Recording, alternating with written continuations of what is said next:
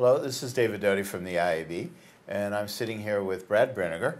Brad, introduce yourself. I'm Brad Brinegar, Chairman and CEO of McKinney.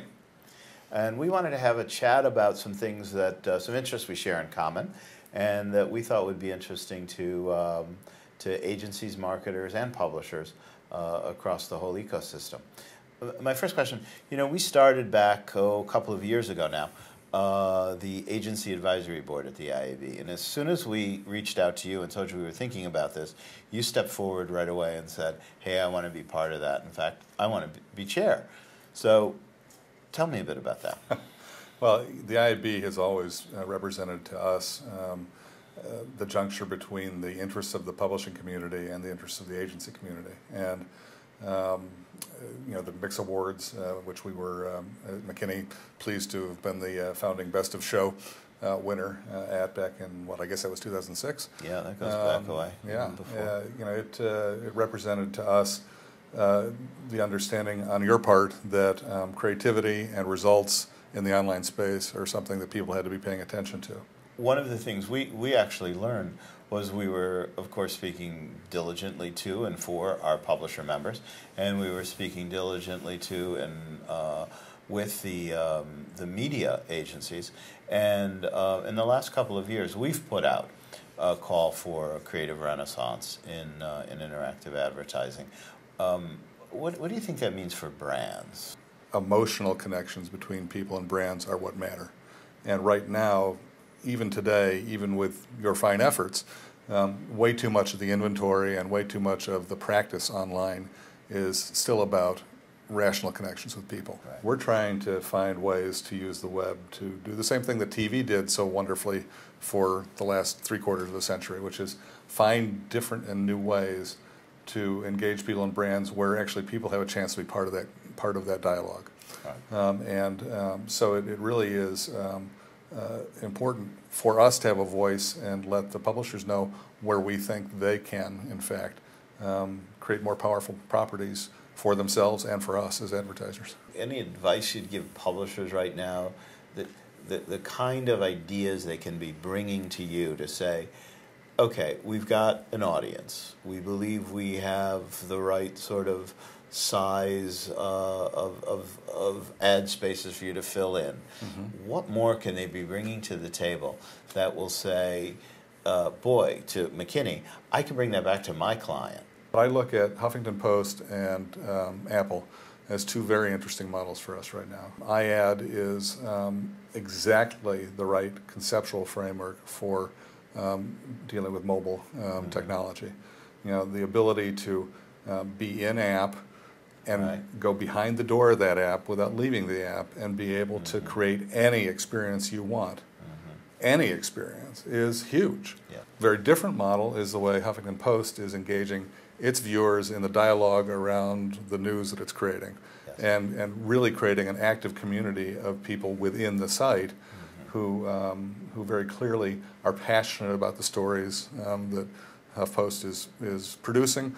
Right. Creating more conversation around those stories, so making the stories actually bigger. So there's an example of a community-based approach where you just want to be, as a brand, in certain ones of those conversations. Right. So media and creative agencies coming together, not coming together. What's your prediction? I think there are always going to be big global agencies that serve big global brands. So I think you're going to have a model where media agencies may fill a bigger role, closer to what they're doing right now on the big global front. If you go back in history, the media agencies split off for a real simple reason. They were not respected inside the agencies they lived, and they were the loss leader. Right. And by splitting them apart, they created an enormous amount of value and created an enormous amount of self-pride. Yes. But they also caused a major problem. In a purely TV world, it doesn't really much matter if the two are together.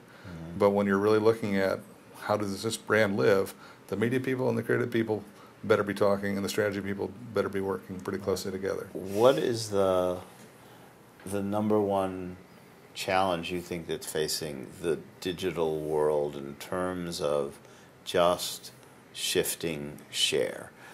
You and I know, I'm going to say some obvious things here, you and I know that nearly everybody is, at least American consumers, are spending more time online.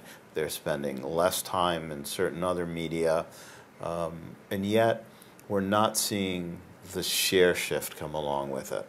What's in the way of that? It's hard to hold pricing power, and it's hard to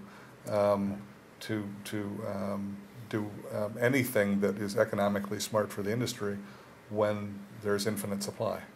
It's not like the 3-network world where you ran out of minutes, and so each of those minutes kept on going up like this. There's just no end to how much more opportunity there is to place advertising, which is why I think the way out of it, again, is get off the standard units, get into being one of the top sites.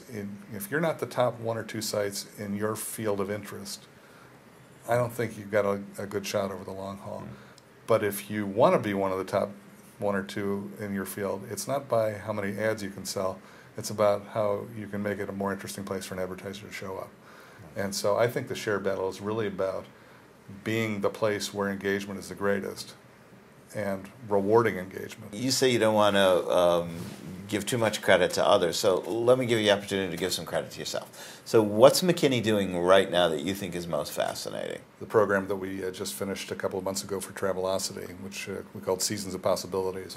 So what we did was pit cities against each other to vote for which city would get a visit from the gnome, and he ended up going to dozens of cities, traveled 20 or 30,000 miles. Yes. It was just a great way to get people talking about the destinations, and it sold a lot of hotel rooms too, which is something that frankly was not one of the original goals, because it was a relatively efficient, cost-efficient campaign. But it just shows that when you can tap into people's interests, talk to the right people, and bring the right conversation to them, that it's very easy to get people to engage and get excited. But we're always looking for ways of just trying to be in new places and see what sticks. Brad, it's always great having a chat with you. And, it's always fun.